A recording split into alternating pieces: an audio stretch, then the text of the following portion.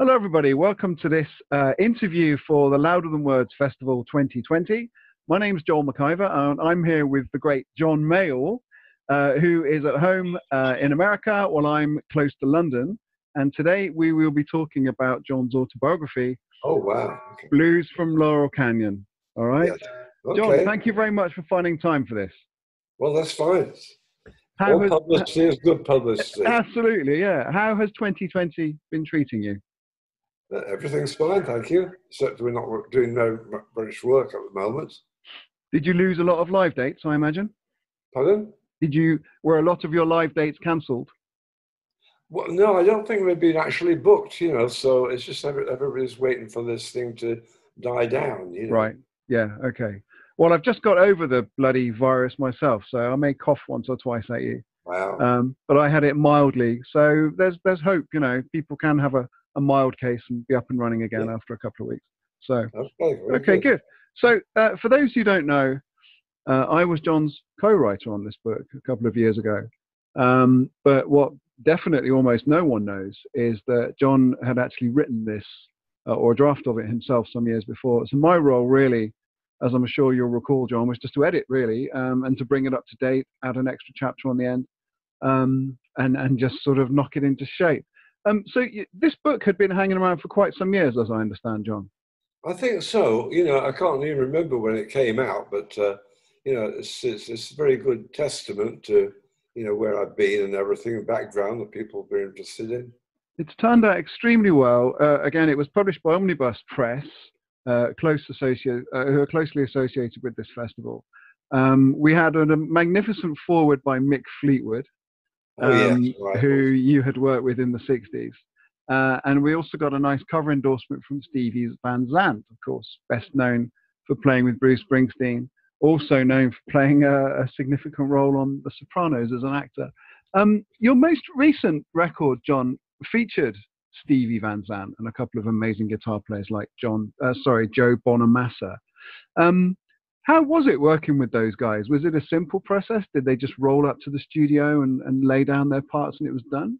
Well, it's been quite a while now, but all I can say is that, that they, if they were, booked to do the job, they were just very pleased to see me. Some people, some of them I'd met before, but, that's always a great occasion when you've got something to talk about. Right. And how much direction would you give those guys when they came into the studio? And how much would you let them? None at all. They come up with the questions or whatever. The conversation just takes place naturally. Yeah. Really. Yeah. I love your current band, by the way. Tell us about the current members, the talented guys who are the latest lineup. Well, it's just been together for so long. We worked together. Just on and off, and just had a great time. Well, Carolyn Wonderland is relatively new, I believe.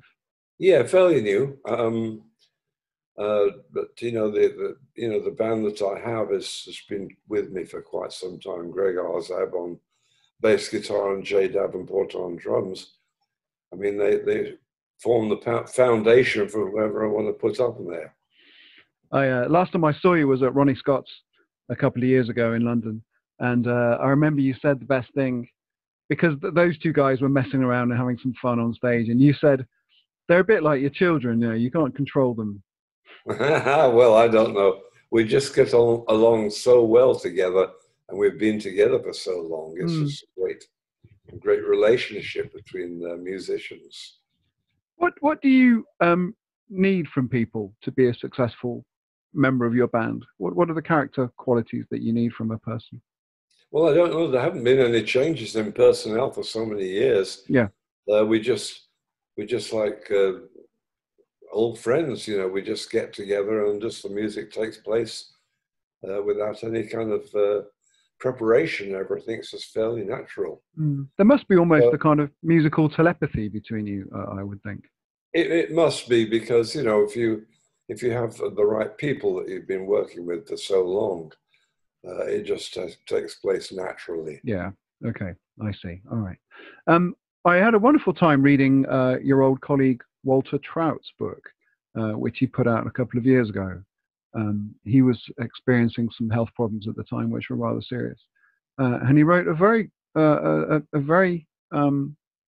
engrossing book about his time as a musician,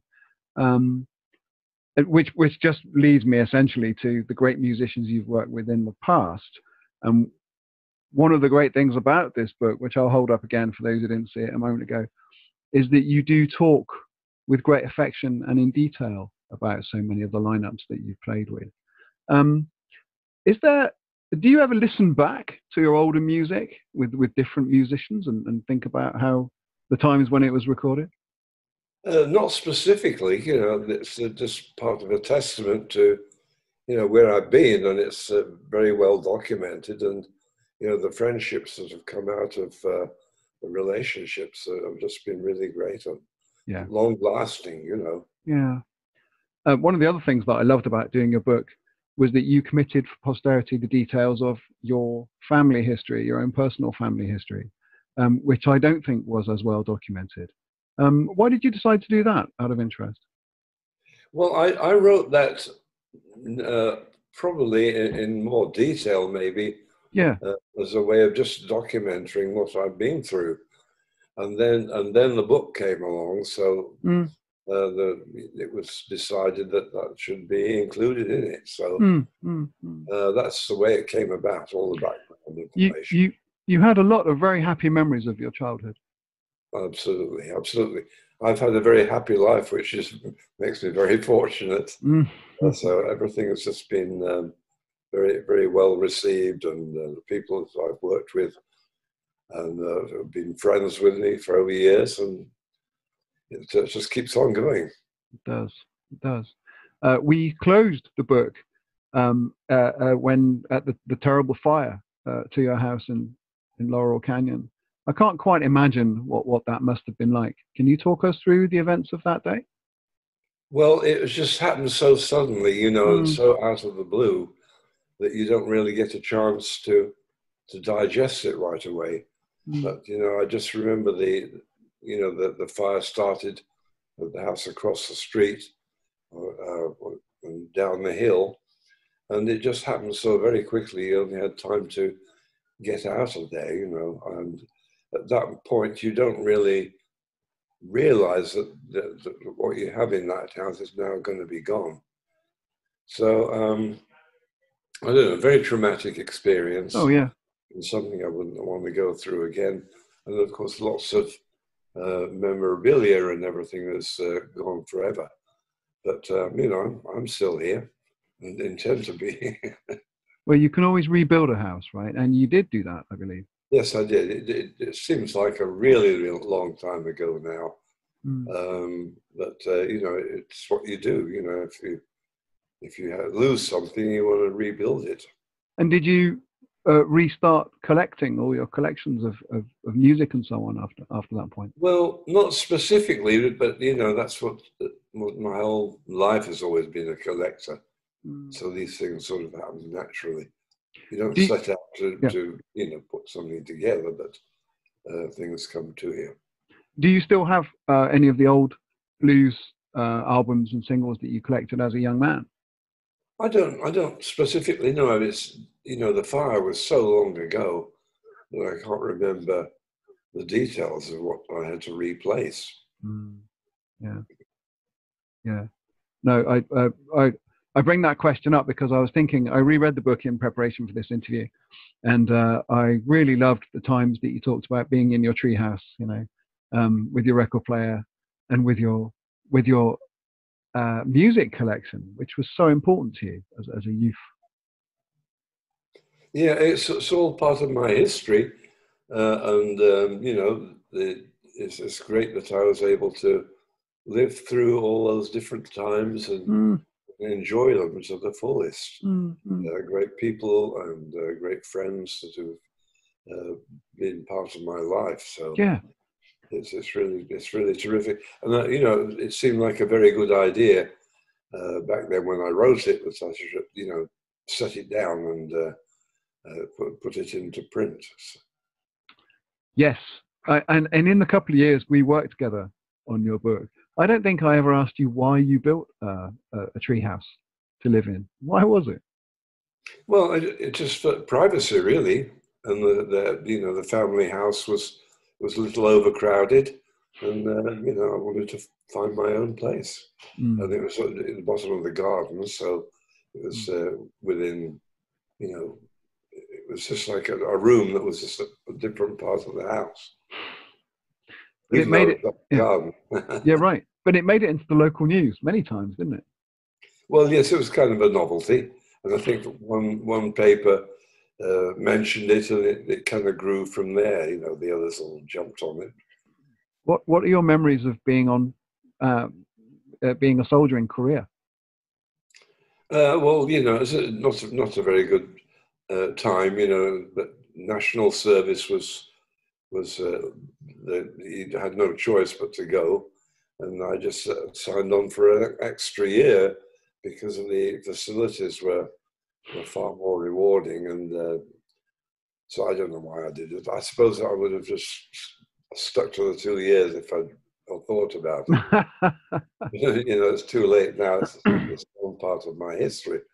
But I enjoyed the time in the army. I had great friends, and I did get to go to Korea and have a different lifestyle. So it was all part of my background. I mean, it's like a blues story in itself, isn't it? Sitting in that freezing hut in Korea, writing love letters. Certainly a lot going on. There's been well documented, which is a good thing. Yeah, although not so much. I'm glad this book came out for many reasons, but one of which is that your own personal experience, I don't think, had been documented particularly elsewhere. No, it's a way of, I think I wrote the early part of it, just for the point of getting it down in print. Yeah. But it became a book, and I'm just glad it exists. Yeah. I have a feeling that your original notes went up to about 1990, 1992, something like that. I don't really know. It's so far back in time now. Yeah. I can't really remember the details, but it happened very naturally. One of perhaps the most striking episode in the book that has stayed with me ever since we worked on it was the terrible story of your injury while jumping into the swimming pool. Oh, I know these things do happen. I'm always doing something that's not quite safe, but that was a nasty accident, and of course I still have the scars to remember it by. So, for those who don't know, John jumped into a pool from a great height, but you hit the concrete before you hit the water, I guess. So you injured. Right. It was a special dive I was doing, and I just misjudged the depth of the pool. So, did you have permanent damage to your knee and your foot? Well, it's permanent. That if people see me, and I don't pay any attention to it now, but yeah, this is a slight limp when I'm walking, but everything is totally mended. Don't worry. Yeah. Well, to me, this was symptomatic of that incredible part of your life with the Brain Damage Club, as you called your bar. Am I right in saying that, John Lennon would come over and Keith Moon would come over? I know Frank Zappa was a visitor. Yeah, I was never short of people, mingling around and being part of my life. So, especially when I moved to London, that of course I met a whole bunch of people who were involved in the business. Tell me about meeting Bob Dylan, if you remember it. Tell me about meeting Bob Dylan, if you recall that episode.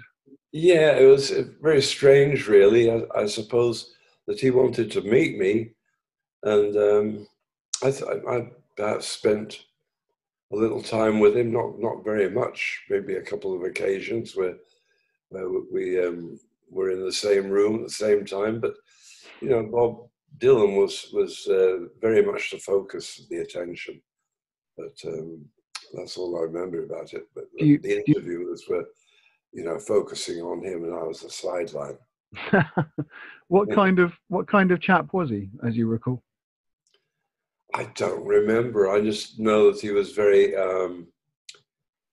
he was very intent on his own persona and making sure that people knew about him, his lifestyle. So he was in a very lucky position that people really enjoyed his natural abilities.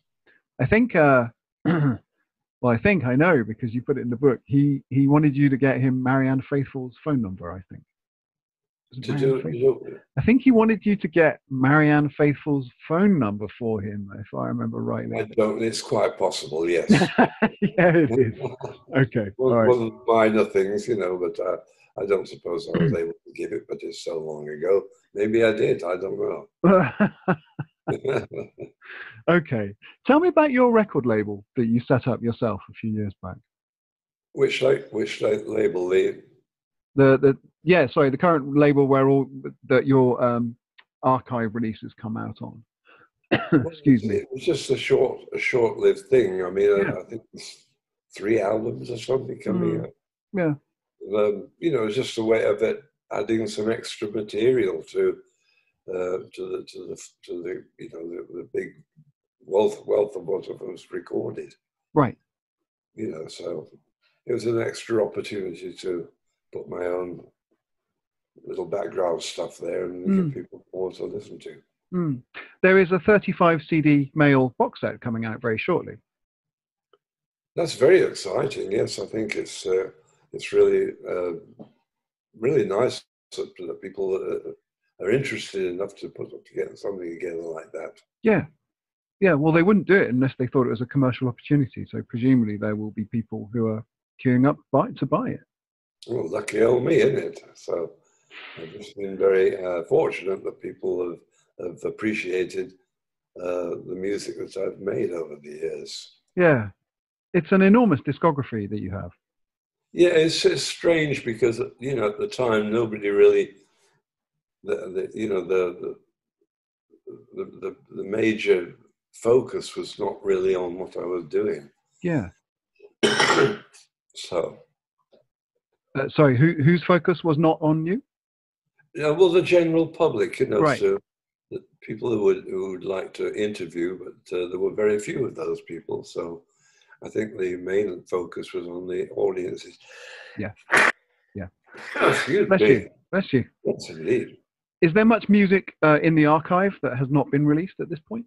No, I think I've really kept up to date with things that I've recorded outside of official record releases. I think I've kept up to date with that, so I put the bulk of it out. Right. I don't think there's any hidden gems knocking about. Well, I mean, there must be live recordings that people have made over the decades and no one knows about, I'm sure, tucked away. Well, maybe. Usually I would hear about those things, but I don't think there's been that many. Okay. The obvious question which people always want me to ask you is your memories of the great guitar players who've been through your band and went on to their own fame and fortune. What kind of chap was Eric Clapton when you first met him?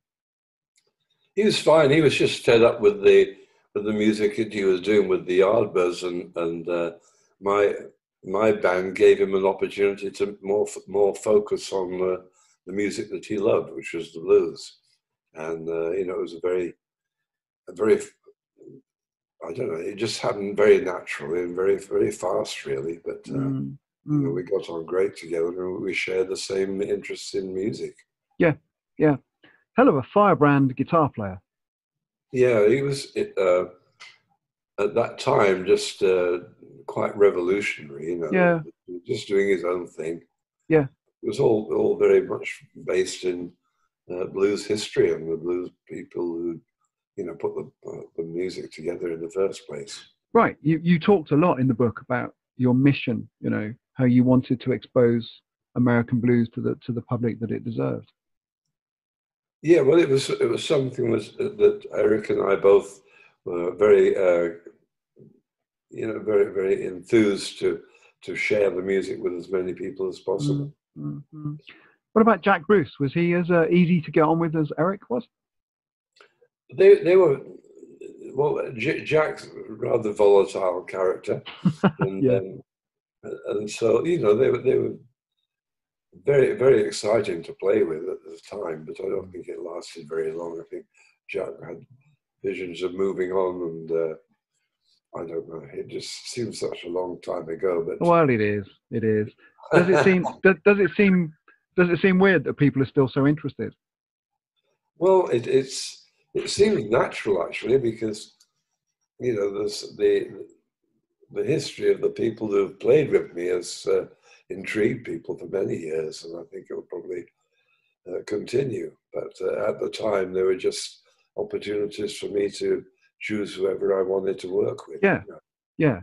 I can't think of many band leaders who employed so many future stars as you did.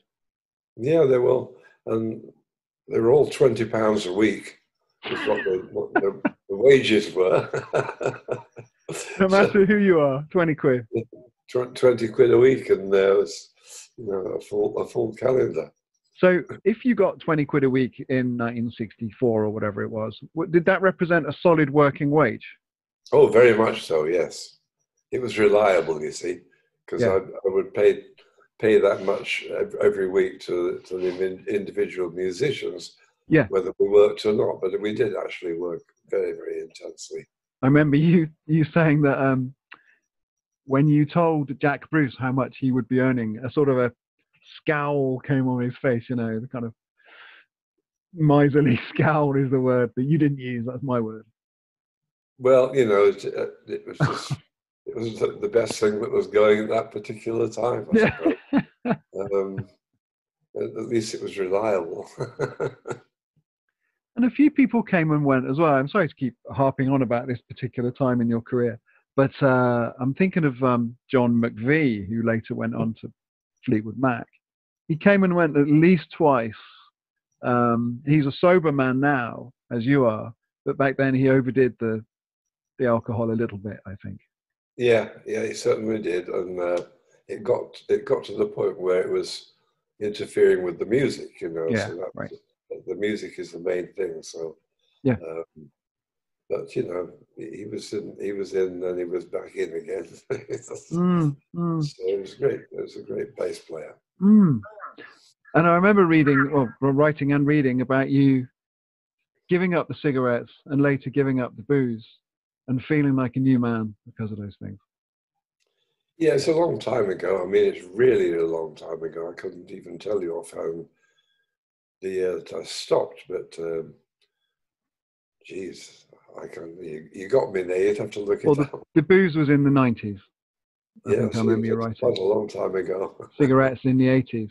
And what's good is that you managed to conquer those things, because a lot of musicians who spent decades living that nocturnal life never got away from those things, and it did. Yeah, I just remember that I tried to get through the first hour, and then if I was successful with that, to try and get through another hour, just build it up like that. But the main thing was not to tell anybody about what I was doing. Right. And that way, if I failed, nobody would know about it except me. Yeah. That's good.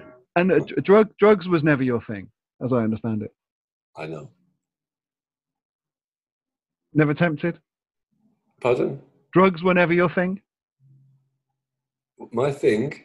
Drugs was never something you indulged in? I never got into that. I never tried it. I thought if I'm going to be that addicted to booze, the nature of my living would lead me downhill if I tried something else. As for so many of your contemporaries. Yeah, exactly. But I thought that was something to definitely keep away from. Yeah, yeah. I suppose what I'm trying to say with all these things that you gave up and avoided was that here you are now, still very productive, whereas many of your contemporaries are long gone because they overdid those things and went down paths that they should not have gone down. Yeah, it's all a very, very elaborate past now when you think about all the musicians that I've hired and worked with. Yeah. But I'm very, very proud of the fact that I got to play with all those people. That's a unique experience. Definitely. And, the fact that they were all captured on records at the same time they were with me. So yeah, fortunately, I had a very prolific interest from Decca Records to capture what I was doing. Yeah, and the right producers too. Yeah, absolutely. And some dodgy managers, of course. Well, I don't know. They come and go, but Rick Gunnell was the main one that when I came to America. But he was a very good friend, a very good drinking companion when I used to drink, and so there you go. He's long gone now. Did you ever get the money back that he stole from you? No. It's just a standard joke. He's quite shameless about it. No, you're not getting it back, and that's it. Simple as that, right? Yeah. But you maintained your friendship, even so. Oh yeah. Well, he's a great character. He was a great character. I think there's a lesson there.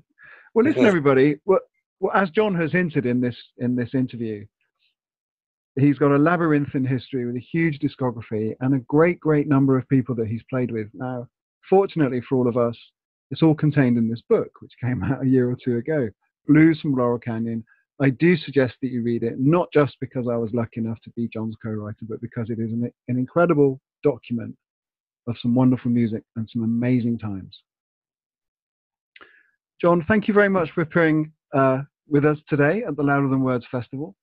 It's wonderful to speak to you as always. Great to see you looking well, and we hope to see you out on the road again in 2021.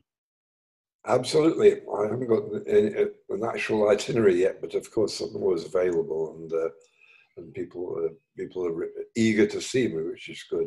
It's a big responsibility to make sure what I do is honest and straightforward, like I've always been. Well, we look forward to your next move. That's right. It'll be there. Thank you so much, John. Thanks, Joel.